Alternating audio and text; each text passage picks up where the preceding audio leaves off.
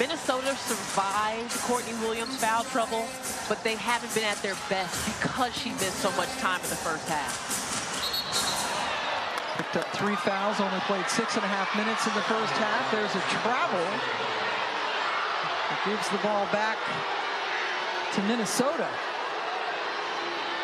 There hasn't been the highest level of connectivity for Minnesota on the offensive end, and Ida has done an excellent job. So she came in and did her part. But you're trying to reincorporate Courtney Williams in the third quarter, and it just hasn't had that same level of connectivity. It's the shot. Still a lot of time left. Minnesota picking up here, showing a lot of pressure. Full court. 7-0 run for Minnesota. Harris using some clock here. Carlton went for the steal. Bonner goes for the bucket. Yeah, Bridget Carlton took herself out of position and compromised the back line of defense. Collier one-on-one with Bonner. Tough fadeaway. Ooh, hit it on the baseline. Ooh. High level of difficulty. Very. Silence this crowd for a few seconds at least. Yeah, Collier pretty much riding Thomas all the way to the basket. Finally gets called for the foul. It's 5 on Fee. You get 6 in the WNBA before you foul out. And Hines Allen will come in for Minnesota. He's going to come in for Collier. Interesting. With a minute left.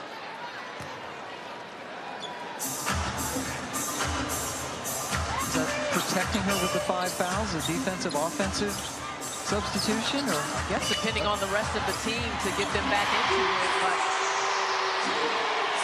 Collier staying on the bench as the lead goes back to double digits. Cheryl Reed having a conversation with Nafisa Collier, just telling her that that was not a smart foul. The foul has been called again on Connecticut. Dwana Bonner wants the Sun to review that, but up 10 with 43 seconds left to go. And they are going to look at it.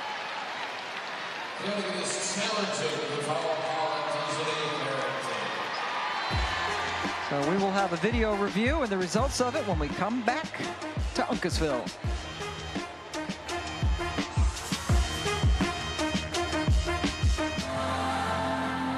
We are back in Connecticut where the Sun are challenging a foul call on Dejanay Carrington.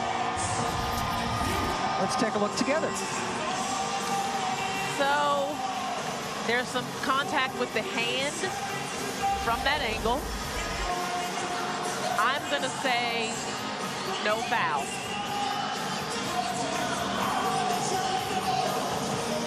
I'm going to take challenge successful.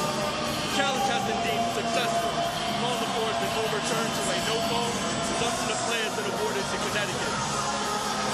43.3 has been on the game clock, 24 on the shot clock. They will retain their challenge and also get their timeout back. Thank you. That was a very complete answer for Isaac Barnett, but China Robinson, you are correct. That was not a foul. I am 1-0. Got the ball, just a little contact on the hand on the follow-through, but not enough to call that a foul. That would have been the 4th foul on Carrington, but instead, Connecticut hangs on to the basketball. They are 43.3 seconds away, and the fans were just told that the challenge was successful. Dejanay celebrates as well. Oh, that was cute. Game 5, Tuesday night in Minneapolis. Lisa Collier, 5 fouls. Cheryl Reed pulled her. Minnesota really struggling to score here in the second half. They had 50 points at the break. But Collier did her part with 29 points. And Minnesota's cleared their bench. Yeah, they just didn't have the same level of connectivity in the second half. And 13 points off of turnovers as well for Connecticut. All off of Minnesota's miscues. So the starters are all on the bench for the Lynx. Collier, as you mentioned, another double-double, 29 points and 13 rebounds. But Carleton not shooting well, 2 of 11 from 3, and their numbers plummeted. And Steph White told us before the game, if they could keep Minnesota shooting in the 40s, 40%, in the 40% range, they had a chance, and that's where they are. Well, and you look at Minnesota's numbers, they did well on offense. They had 82 points. They shot 48% from the field, 40 from 3, but they allowed Connecticut to shoot 57% from 3 and 55. So, and they had 50 points in the paint as well. So I'm going to hang this one on Minnesota's defense. And Connecticut shooting 51% at the half, and as LaChina just mentioned, it's up to 55%. They've been hitting their threes, typically not something they rely on heavily, and prohibiting Minnesota from, boy, you could count how many good looks they got maybe on 2 fingers in this half. They were rushed. They were pushed out. Connecticut was physical with Minnesota. What a response by the Sun in this second half, boy.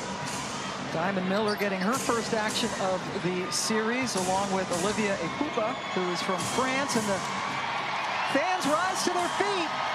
What a comeback. His team was down by 7 after 1 quarter, and also after the half were put on a clinic of their own in the second half. And New York's going to have to wait another couple of days to see who they play in the WNBA Finals. Connecticut and Minnesota playing a winner-take-all Game 5 Tuesday night at Target Center. And there you see Game 5 histories. Minnesota 2-1, Connecticut at 1-2. Minnesota has not been to a final since 2017, which was the last time that they won a championship